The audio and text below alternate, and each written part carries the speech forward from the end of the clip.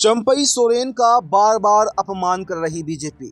चंपई सोरेन जब से बीजेपी में गए हैं कुछ हाथ लगा नहीं है। चंपई सोरेन की दो तीन बड़ी मांगे थीं।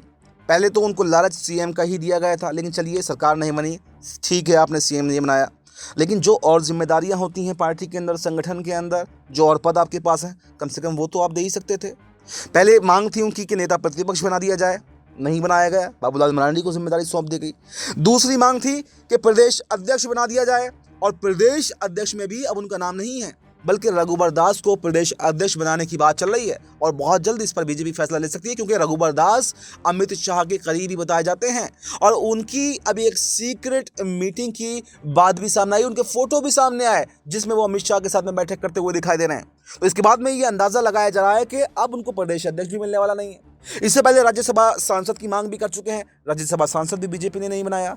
तो क्या अब चंपई सोरेन का जो मन है वो बीजेपी से भंग हो चुका है? क्या वो अब बीजेपी छोड़ने की तैयारी में है?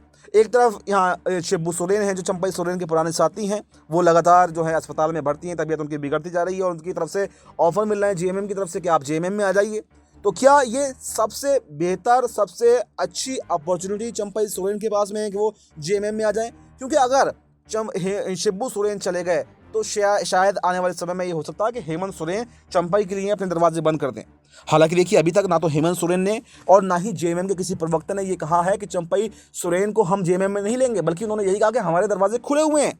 लेकिन चंपई सोरेन आखिर क्या सोच रहे हैं, क्यों जेएमएम में जाने में देरी कर रहे हैं? हालांकि जब से वो जो है बीजेपी में गए हैं, काफ़ी बार ये चर्चाएं हुई कि चंपई सोरेन की जेएमएम में वापसी होगी, लेकिन कहा यह जा रहा था कि उनको उम्मीद थी, उनको एक लालसा थी कि कम से कम केंद्र के अंदर सरकार, केंद्र में कोई जिम्मेदारी दे दी जाए, राज्यसभा सांसद भेज दिया जाए, कोई मंत्रालय सौंप दिया जाए, बड़ी जिम्मेदारी दे दी जाए। लेकिन लगातार यहाँ पर बीजेपी उनको दरकिनार कर रही है। तो ऐसे में चंपई सोरेन का अगला कदम क्या होगा? क्या रघुबर दास के प्रदेश अध्यक्ष बनते ही चंपई सोरेन अपना इस्तीफा दे देंगे और जेएमएम में आ जाएंगे? और सवाल ये भी है कि अगर जेएमएम में आते हैं तो कौन सी बड़ी जिम्मेदारी वो यहाँ पर संभालने वाले हैं? इस पूरे मुद्दे पर आपकी क्या राय है? आपकी जो भी राय हो कमेंट बॉक्स में ज़रूर बताएं। और फिलहाल मुझे दीजिए इजाज़त। नमस्कार। इजाज़त।